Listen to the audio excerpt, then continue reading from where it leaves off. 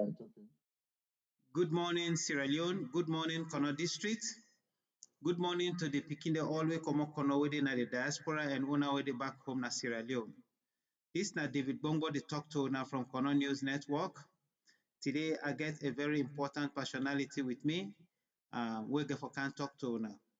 Good morning again, Sierra Leoneans. Good morning, all Kono diasporas everywhere in Sierra Leone and in the North America. This is David Bongo coming to you from Kono News Network. I have a very important personality with me here today who is going to come and give us some perspectives about his job, his institution, and some practices that we are expecting to be up to standard and the problems and challenges that we are getting in education, not only in Kono District, but Sierra Leone in general. I have today with me Mr. KONDEWA. I'm going to invite him to give us more detail about himself. Mr. KONDEWA, you have the mic. Good morning and welcome. Yeah, good afternoon here from Sierra Leone, Kono to be specific. Good afternoon. Of course,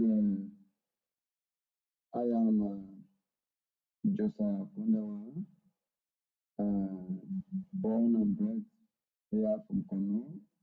I started school in here in Kono District. I attended the UMC Boys Primary School. From there, I went to Kwedi Secondary School. I did my junior secondary school there. From there, my senior secondary school education, I did it at Government Secondary School for Boys, Mabuka. And from Mabuka Boys, I did my tertiary education, my first degree, Bachelor of Social Science and Economics from Faber College, University of Sierra Leone. And I did my Master of Science degree in Economics, MSc Economics from Jala University.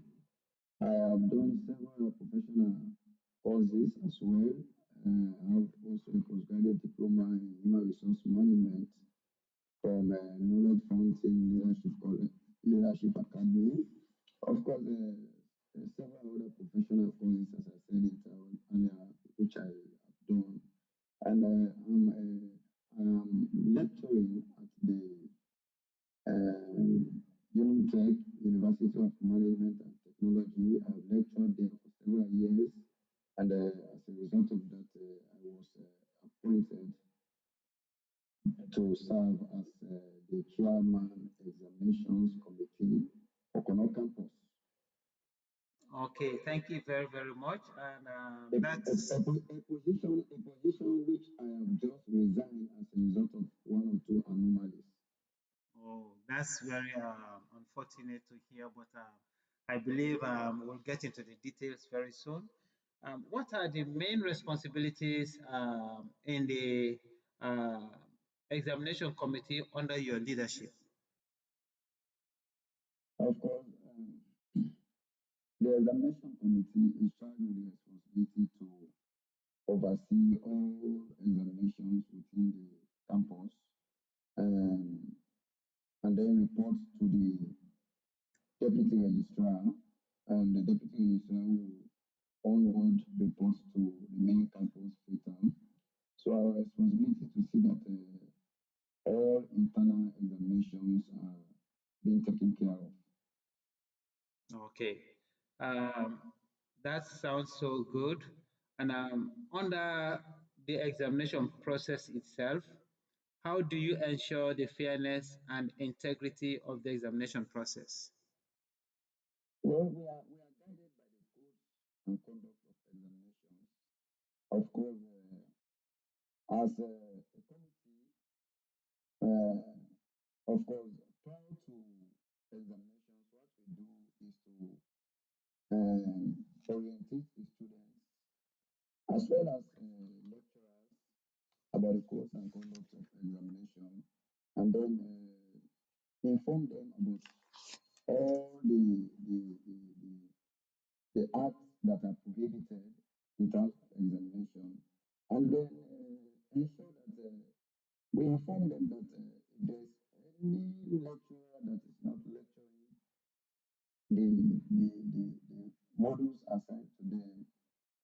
to be offered, they should ensure they report promptly so that we report such issues to the deputy registrar so that before we draw examination, before it is time for examination, we know modules that are not taught so that we cannot just examine students on modules that they are not taught. So, and even during the examination, we ensure there's a complete fairness because the lecturers, they draw questions under the supervision of their various heads of departments and deans, and such questions are forwarded to the examinations through me, the chairman examination committee. And at the end of the day, we ensure that those questions they put forward, and as long as it falls within the course outline of that particular year or the level, then they are examining on that. And of course, we have various ways of assessing them. Of course, there is what we call continuous assessment, and as well as the once they write exams on, which is the 70%. The seats, the examination goes for 80%, and then the continuous assessment, which comprises tests, written tests or assignments, and also as well as attendance. Attendance goes for coming. Attendance goes for 10%. Attendance goes for 10%, and then the continuous assessment, which is a test or assignment, goes for 20%, which is 30%, the continuous assessment. So the 30%, which is the continuous assessment, which is within the purview of the lecturer to assess the student, to know, to check on their attendance, and as well as those continuous assessment in terms of tests, assignments, plus the 70% in the examination, which we conduct, equals to 100%. Okay. Um, I was going to ask you how you prepare for setting up exams and the processes, the step-by-step processes in terms of the professors, the students. But it seems like you have actually touched on that. You said something that has drawn my attention. 70% you say for exams and 30% for continuous assessment. Is that right? Yeah, of course. Yeah. Why is there so much weight on the examination, which is a one-time thing, compared to the continuous assessment, where the students have actually shown their understanding, they have worked assiduously for their successes? Why is there such small amount of percentage for the continuous assessment? Well, basically, this is how the curriculum was developed. We cannot change it now, but the only justification for the moment I can give for that is that the continuous assessment is for the lecturer to ensure he, as a lecturer, because that one falls only within the purview of the lecturer. He does that assessment. And if a bulk of the assessment is given to him alone, then sometimes the fairness could be jeopardized. But the examination now, even an external person can assess that student because all the examination comprises all what the students have done for that semester. Okay. Okay, that's fine. Let's move on. So, what measures are in place to address potential malpractices? Well, for my practice, what we do, we ensure the exams committee, in collaboration with other lecturers, we ensure we have invigilators in all of the examination rooms assigned to, and of course, we ensure that there are also supervisors going around the deans and other senior lecturers go around to ensure that they monitor those invigilators as well as the students to see that there is a smooth atmosphere. And within my tenure, I think I've got a lot of accolades from within even top management that the examinations within the examination hall has been so far friendly and conducive to see that there is a total, there has been total control in terms of examination. Okay. Although, Okay, go mm, ahead. Sorry. although we must have some excesses which sometimes may be beyond our control, but so far we've been getting a lot of accolades from my colleagues because prior to my inception as a chairman, there were a lot of complaints put forward, and I was brought in to see that there is total calmness and there is fairness in the examination. Grades that lecturers actually examine the students actually reflect, and the actual performance of the students actually reflect. So I've been ensuring that there's a fairness in the examination because examination is not to threaten students, it's not for students to be afraid, or it's not to tamper on the rights of students, but to ensure that the students take examination under a fair atmosphere. Okay. Being the chairman of an examination committee, you must have done a lot of good work for the institution to really put you into that place. I know you have already mentioned some challenges, but what are some of the other challenges the committee has faced, and how have you addressed them? Well, some of the challenges we've been facing as a committee whenever we we have exams, most times like funds to conduct the exam sometimes do come in late. Most times, even the deputy registrar will tell us the head office has not yet sent anything for the examination, except most of the stationery will be sent to him, and those stationery sent to him will be dispersed to me from his office because to ensure that there's a total control. We request for the examination booklet upon demand because let's assume if we are conducting examination today, I will request for the total number of booklets needed for today, tomorrow, today. Let's say in the morning now, it will let me have them. So I will use them for the examination. So we have been getting challenges in disbursement of form to. There were times, in fact, we have challenges in even, let's say, top up for meters. Sometimes the light will go off, except we have to go extra to see that we we top up the meter to see that printing is done. Sometimes that will take us to go beyond the normal time of examination, and sometimes that also debar us from conducting the examination within normal time. And also sometimes late submission of questions from some colleagues has been a huge challenge because um, because prior to my When, inception, sorry, when you say and I have been colleagues, are you referring to the lecturers, professors? When you say colleagues, let's get that clear. colleagues, lecturers, I mean lecturers as well, Okay. lecturers. Okay. So that has been a challenge because one of the things responsible for this late submission, because some lecturers, modules are allocated to them more than the required workload. So as a result of that, some will even be preparing questions while examinations are going on are ongoing. So they will not submit questions prior to the examination. Some of them will submit the very day we have the examination. So to submit on time sometimes becomes a difficult challenge.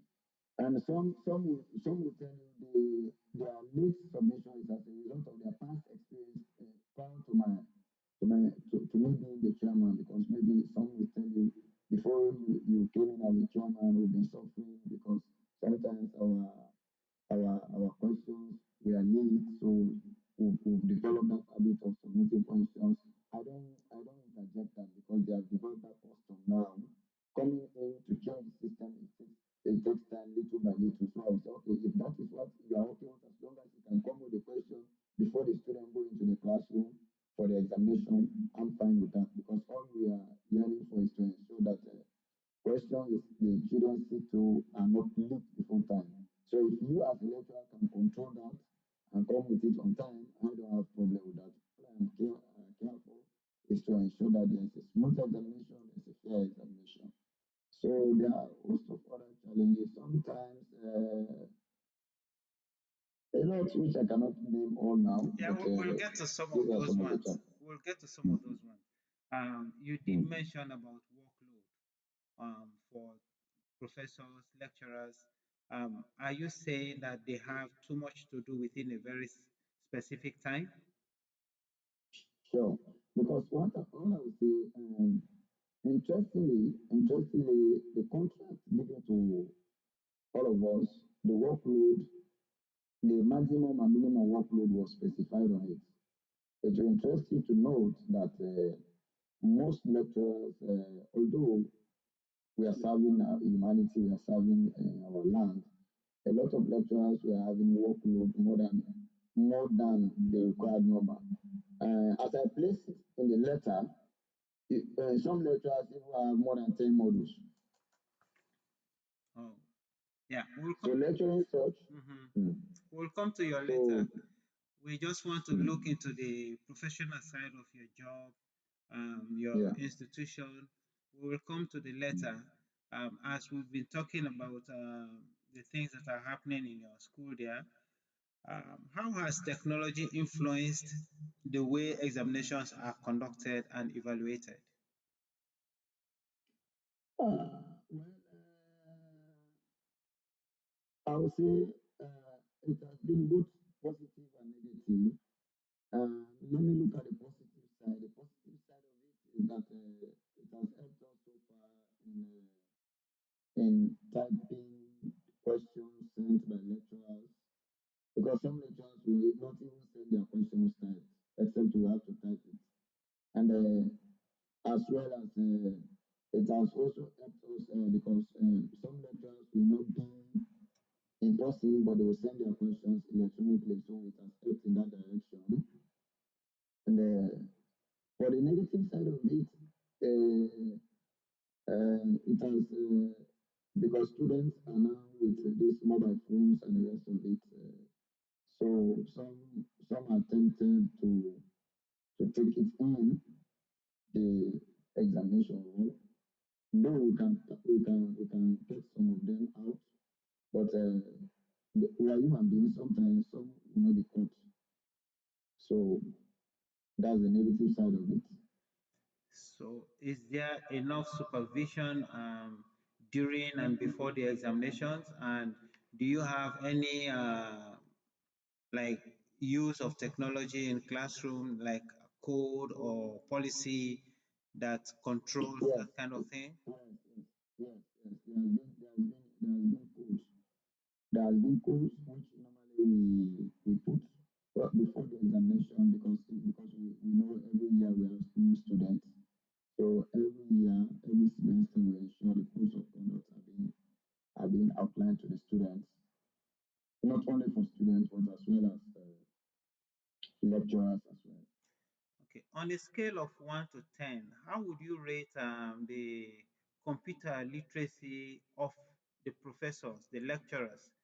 How much competency do they have using computer itself, computer literacy? I would say 50%.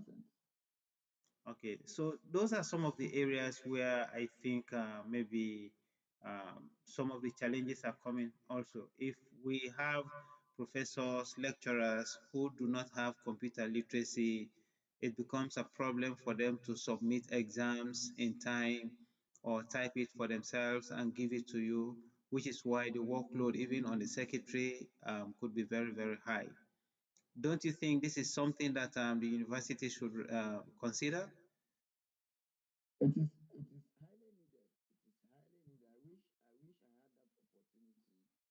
I wish I had that opportunity to be had earlier than this, and credence are given to that because probably a request to be made, and we have our channel of making our request, and if this request go, if they could adhere to that earlier, then that problem will be solved.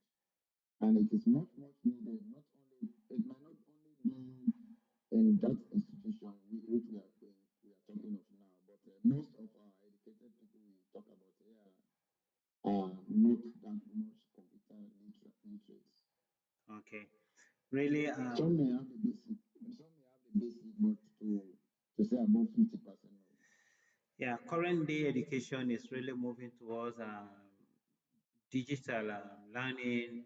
You have this online education, you have in classes, but those that actually go in classes are doing using computers most of the time. So maybe possibly in future, this is something not just for UNIM Tech, but the entire Sierra Leone should be looking towards that. Let's come to collaboration and communication. How does the committee work with other stakeholders, such as educators and students, to ensure the process is efficient? Well, of course, we as committee, we do meet when there are issues. We come up with issues, we recommend them, but as a committee, we are answerable to the deputy registrar. We make recommendations, and of course, when there are issues, we raise them up, and we see that the challenges are brought forward, and we prefer solutions. And we collaborate with meaningful, whenever there is a meaningful contribution from any senior lecturer or whatsoever, we make sure we implement that during or even after examination. Okay, thank you very much. Still under that, what steps are taken to keep the examination process transparent and communicative? Well, of course, when timetables are prepared, we ensure we place them in the notice board. Also, some because we are moving in technology era now, we ensure even the main group that students and lecturers are, we ensure that we place them there so that to ensure that those who may not go to the notice board, those who can go through the WhatsApp, they can see the notice there where there are concerns, sometimes there are clashes, they come forward with them, we try to fix them up to ensure that there are no clashes on modules for the examination, and also as well as tell the students what is their rights and things they should not do during and even after examination. We communicate with them their channel of seeking redress whenever there is they have grievance with surrounding examination, as the case may be. And I will also tell them, we also always tell them that ways of challenging your grade if there's any case of such, because probably there are times when we may have the student may have dissatisfaction in grades awarded to them, because we are human beings, the lecturers are human beings as well, and the students also may have their own reservation. So to ensure that they know that not only what the lecturer says is final, although the lecturer is assessing the student, but we know as humans, where human beings are, there is always tendency for conflict, either of interest or whatsoever. So we tell them the ways of challenging or making, expressing their concerns whenever there is a concern. So even during the examination, we talk to them, we counsel them, we tell them when they are going through challenges, we tell them those transparent manners, and we tell them the fairness that we are monitoring them during examination, not because we hate them, but because we want the credibility of whatever grades they will be awarded. Yeah, For sure. this has been a problem in all educational institutions in Sierra Leone. You did mention about leakages. What are some of the reasons why you think examination questions are leaked before the day of the examination? And what measures are being taken to address that? Well, the causes, reasons may differ based on what the people that are victims, or those who are doing it, they have their reasons. The better reason, but for me, what I would say, some of the reasons responsible for that is one, some students are lazy, because they don't study. So for them to have an easy way is to ensure the law, the lecturers, to ensure that they have those questions before the examination. Another reason I would say is that is some, although not all, but some who do it as lecturers is because some don't lecture. So when it is time now for examination and they know consciously that they did not lecture, they will call those students for, they will call it guideline class, give them those questions as sample questions. And those students now who copy the answers for those questions, they are tempted to bring them in to the examination hall. So this is really a very serious concern. Is there any measure that the university, not just UNIMTech, or from what I'm hearing, is there any measure so far that institutions are putting in place to monitor instructional leaders and the instructors themselves?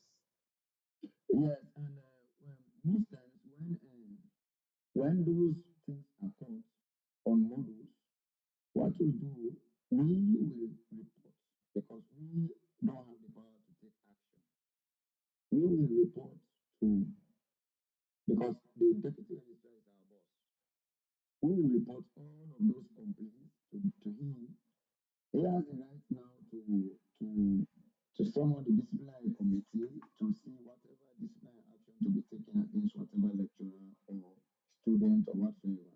But as a committee, our mandate is to ensure we bring forward issues that are illegal around examinations. So for us as an examination committee, we try to resist such acts, and when they are done, when they are caught, we bring them forward, and we have evidences of such cases brought forward to the deputy registrar.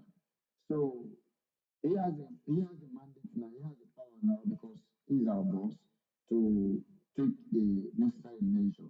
But for us, what we do, we tell them the penalties associated to such acts, coming in with questions and related materials to the examination.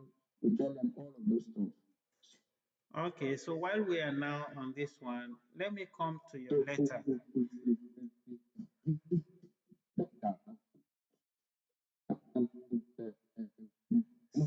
Sorry, fumble them. Network hello, problem right now. There was a network problem. You were lagging, but now it's okay. hello, hello, Yes, can you yeah, get me?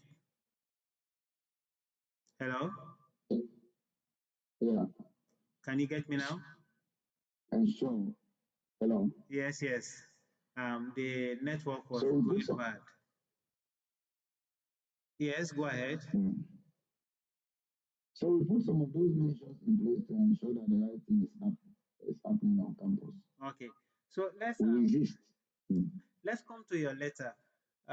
In your letter here with me that I got a while ago, there is this Mr. Moses Ferewa Kamara. Um, who is he in the university there? He is the deputy registrar for Kono campus, Unitech. Okay. I'm not going through everything that you wrote in the letter here, but I know you are not happy with some activities that are going on, some processes, procedures, cultures, and values that you don't agree with. Can you give us a brief synopsis of that, please? Well, in the first place, I did not write this letter for the public attention. I wrote this letter as a complaint to our bosses in Freetown, those who are the owners of the university. Yeah, I know. Yes, it's Uh, hello, yeah, yeah. I know hello, it's yeah. I know the because intention. yeah, yeah, The yeah, in, hold yeah. on. I wrote this letter, Mhm. yeah, Hold on. because this man, The intention behind writing this letter is because you have seen something as a professional that is not going on right, and very correct, you you very correct, you very correct, very correct. you And saw mm, something that you don't agree with. Your values don't match with abs- that. don't match with that. Don't match with that. And not only for me, not only because it does not match with my value, but the students, a lot of victims are suffering. They suffer. If these things does not come to light to those who are the owners of the university, I know they did not establish the university for such. So if it is not brought forward to them for action to be taken, some students may be suffering secretly while some even leave universities. I have cases of students leaving their courses, abandoning their courses. They say, okay, we will have to leave because the harassment, as the case may be, all these issues outlined. So you were talking about we were talking about these leakages and some lecturers not doing their job well, and then in the end they give direct lead to students in terms of questions. So what is the registry doing to propagate that same ideology that these teachers who don't do their job well make examination questions available to students before the exam? Do you think the Okay, registry is doing something? interestingly, Mm-hmm. that is more or less the reason why I made this complaint. It was supposed to be the registrar who was supposed to take action Okay. because of those issues being brought forward to him. Okay. But it will be interesting to note that the the he himself, the deputy registrar, is lecturing over 30 modules. He is a victim of such. Okay. So He is a victim of such acts. so he is So overloaded too with his job. yes, So does he do the function of a registrar and at the same time double up as a professor in the school? as a lecturer, and not only as a lecturer, most of the generic models, those models that cut across departments, those generic models, those models, in fact, procurement, let's say 90% of the models, he lectures them alone. And there are other departments, most of the models that students do offer, labor, contract law, ethics, those other modules that are compulsory, that are modules, entrepreneurship that cut across other departments. He alone lectures them. He's overwhelmed with those things, and sometimes it is only during examination that he will notice that, oh, I've been supposed to take that module. I'm supposed to take it. He will just call and say, okay, let's get a revision class so that you can have something to write on during examination. And during such revision classes, he gives them the questions. He himself, he who is that, the deputy The, registrar, you the, mean? the registrar. Okay. During those periods, he gives them the direct questions. And those students, because the time that you give them the question, it is almost time for examination. And they will take it to examination. He will catch them with that. Will catch them. And things, those students, when they are caught, they begin to say, they don't be teaching. Now, when no more right to the trample on now. These complaints keep on coming. These complaints, all what I highlighted, because looking at my position, where the position that I was serving, Okay. is so key that the complaints keep on coming to me. So did you You know, and personally address this with the deputy registrar to make sure sure, sure, that he sure. In understands? first semester, because we are just opening, first semester of last academic year, those issues came up strongly. Lecturers were aggrieved as well as students. I brought in the issue, talked to him. I am working under your supervision, but these are the issues coming, and most of them are pointing at you. Let us ensure we try to solve those issues. Those students also, they have their rights. Let us solve it. And it was mediated, some senior lecturers and the rest of it, for things not to go out of hand. They came in, they advised, and of course, he vowed, he promised that he will ensure a disease for some of this. And sometimes what he do, in fact, he alone take actions of all of it. Wow. Well, Because I'm supposed to, when lecturers submit to me, I'm mhm. supposed to submit to him. So if I submit to him and do the entering and everything, he's supposed to summon the committee. This is the analysis of the grade that I have received. XYZ. The committee is supposed to sit and take action before honor submission to Freetown campus. So, but what he will do, he will tamper with those grades. He will tamper with those grades, and at the end of the day, his justification will be, this is what we got from Freetown. And I have been telling him, okay, even Freetown, they are supervising us here. We know we are not fortunate to be on main campus just because we find ourselves in Konoya. The same qualification those people got in Freetown they are lecturing is the same qualification we have here. It's just Kono. Some of them went to the same university, who acquired the same university Yeah, degrees. Mr. Kondewa, if I can come in there, you are giving me two images of this very deputy registrar. Um, you are telling me he is a victim of the system because he's been overloaded, and then at the same time you're saying he tampers with examination results. Uh, Yes. are He's a you victim of the system because of those overloading, and it is caused by himself because there are other lecturers as well no? that can What I add want to those come to modules, but he grabbed those modules. I mentioned that because because he had ill motive of lecturing those modules, so he grabbed those modules for himself. So, do you think he is one of the people responsible for this examination malpractice in the institution? 100%, sir. 100%, sir, with justification. Yeah, that's what I wanted to establish. So he's not only a victim of work overload, but because of that particular reason, he has kind of compromised his integrity, and then he is now trying to encourage malpractices in the institution, which is not right, correct? Definitely. That's all you summarized. Okay.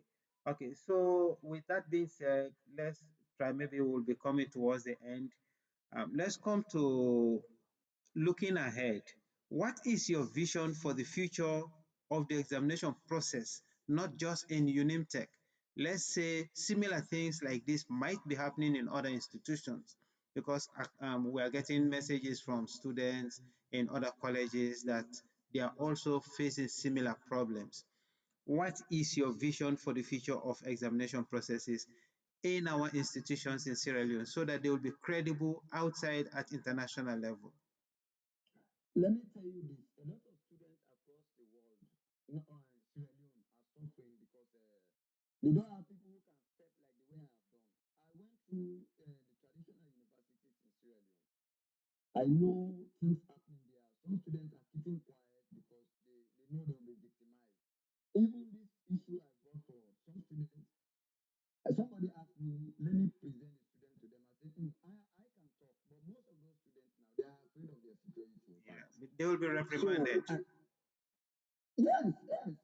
Let me tell you, it takes the grace of God. It takes the grace of God for you to actualize your actual potential in any of the universities here in Sierra Leone.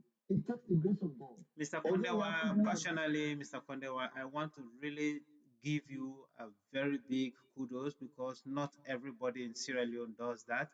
Not only in educational fields like this, if any other person in other institutions notice corruption going on, notice any malpractice going on, they bring it up like the way you did.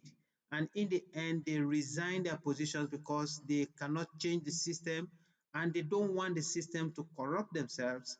So they leave. I think you have set a very bright example. We hope other institutions will follow that kind of thing. So going down to personal insights, what motivates you in this role, or what was your motivation in this role now that you have left it, and what do you find most rewarding about your work? my reward is when I move across the country, the students I have lectured. Let me tell you, interestingly, I have either teach plus lecture. I have done it for close to 15 years now. Teach plus lecture. I have taught. I have lectured as well. I have taught in several secondary schools within country, and I have lectured as well. My pleasure is saying, and let me tell you shortly, some students graduate at Fabe College. There's a student, one outstanding student, graduated with LLB honors from Fabe College. He Mhm. passed through me while I was teaching at Anzaru Boys. There are other several students also who pass through some of us that are strong students that people can see they are strong students. And some of those students say downtown that Mr. Konda is one of the few people who pass through that actually impacted knowledge. There are people who can do better than I do. Let me tell you this country. We have better people, we have good people as well. We have a lot of good people in Sierra Leone.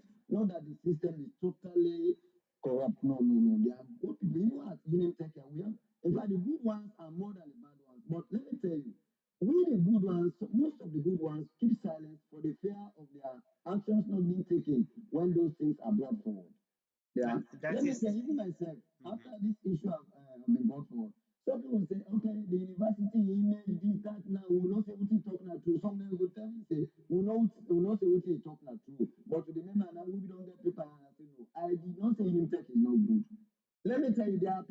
E.S.K I'm paying fee for.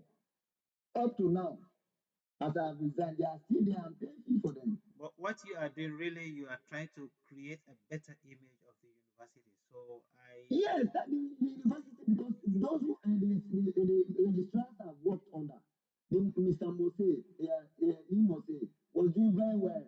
Madam Massey was doing extremely well. Mr. Lambo that resigned before they appointed this man in question. Mr. Lambo was doing extremely well. And just this, and even him, I'm not against his personal self, but I'm against the what practices. he's doing. The moment he stop doing what he's doing, I have no problem with him. He will be my best friend. Okay, yeah, my brother here, let's come to the closing part of this interview. Is there anything else you would like to share with us about the examination committee or its work? And how can students or stakeholders provide feedback or get involved in providing or improving the examination process? Let me tell you, the system is there. Yeah, the system is already there. Like in any other institution. Just the implementation of the system, monitoring that the system is working as stipulated. Not that the system is not there, the system is there. But one man or few people cannot just get away with the system and then they go scot free. There should be follow up on those systems. And even TEC should ensure those tertiary institutions are being monitored because those people we are producing get back to the society. And if they get back to the society with such corrupt practices, it will not be good actually. Let me tell you, a lot of parents, not that I'm a saint, I'm not a saint, but a lot of parents, sometimes in the university, based on what their children tell them about some lecturers, they go in search of some of those lecturers' number to actually appraise them about the good news they've been getting from their children for some of those lecturers. Lecturers are doing well. We have colleagues, a lot of colleagues are doing very well, extremely well, amidst the appalling circumstances we have. Okay, I'm really happy to hear about that. Before we close, did the institution or the management or the vice chancellor you addressed this letter to, did they get back to you or did they Yeah, take yes, any yeah, action? they got back to me. They got back to me, and the director of distance learning program got back to me. They told me they acknowledged my letter and they will take action. So I'm still waiting to see what will be their action. And he advised me, uh, Israel was the various parties have copied. That was their fear. I told them I wrote this letter not because I want to tarnish the image of the university. I'm proud of that university. We've given our all and all. I have people there in the university I'm paying for, but we cannot sit by and see their effort go to the drain. No, Their university has created employment in Kono, has produced people who are working in most of those offices. They are doing extremely well. I have some of my colleagues who are as well products of that university. There's no way we can say Unitech is not a good university. There's no way. But you must have the bad ones as well. quite frankly, I want to really commend you for this action. We hope that Sierra Leoneans right across the country will behave like this, will see something wrong, speak about it, act about it, and make sure something is being done. I really want to thank you very, very much, Mr. Kondewa. I hope Welcome. in future, when you get more results about this, please make yourself available again for this kind of interview so that our listeners will understand that something is being done to correct this measure. I really want to You are thank you. most you are most welcome, and I also thank you for the concern you have expressed so far. You have shown so far. That shows that our brothers and sisters in the diaspora are very very passionate about things happening here in this country. This is not by any means a way of just chaos, creating chaos, or for us to have instability in the university. But Uh, we actually want the right thing to be happening, and we have a better Sierra Leone. that is exactly what the group I represent, which is called Executives of Kono Organizations, which actually came out of Kono Mineral Mining Review Project, which is KMMRP. We are doing a lot of other things in Kono District and in Sierra Leone, fighting against corruption, fighting against intimidation, speaking on behalf of our people who are being victimized because of mining processes and a lot of other things. So if you hear of executives of Kono organizations, ECHO and Kono Mineral Mining Project, KMMRP, and if a couple of others like Kono Advocacy Network, PECO, we are groups of Kono children who came together to fight against injustice. And most times, like what you did, those who don't understand are interpreting our actions as being violence or trying to incite people. Sure, definitely. All we are doing is to bring education to people so that they know exactly what their rights are, what they should ask for under the confines of the law. We don't tell people to demonstrate or fight or to challenge authorities, but we ask people to talk when they need to talk, to ask for their rights when they need to ask for their rights. And what you have actually done in that university, we hope others will copy from you. I want to thank you very much. And again, fumble them, this na Mr. Josiah Kondewa, when be the chairman for examination committee. I will still say my chairman because it's still in the process, although it don't resign. Yeah, because they don't, nobody not reply me. Yeah, So, yeah. and I got colleagues that come to me, they say they are concerned. Yeah. I did it back. I say, no, I've done my part. Yeah. Then when I post it, answer. If you ask me my personal opinion, Mr. Kondewa, I would believe say Migo Wale you continue for work at that institution because if people like you come on at them places, then they will not correct the system. We should. One student come with me, say, Mr. Konda, I say, we don't resign now. How would they now? What's now protection now? Well, I that said, is no, it. You I see, you want to teach the right morals to the students. You want to also teach the right morals to your colleague professors. So I would say, on a second thought, think about it. Think about it. That resignation, you may want to be part of the system to correct the system. Once again, thank you very much. This is Kono News Network, and I am David Bongo coming to you. Please comment on what you have heard in this particular broadcast. Make all kinds of positive, negative. If you think what is happening in that university is good or bad, please comment. Also share to other people and give me a like button. Thank you very much. Bye-bye.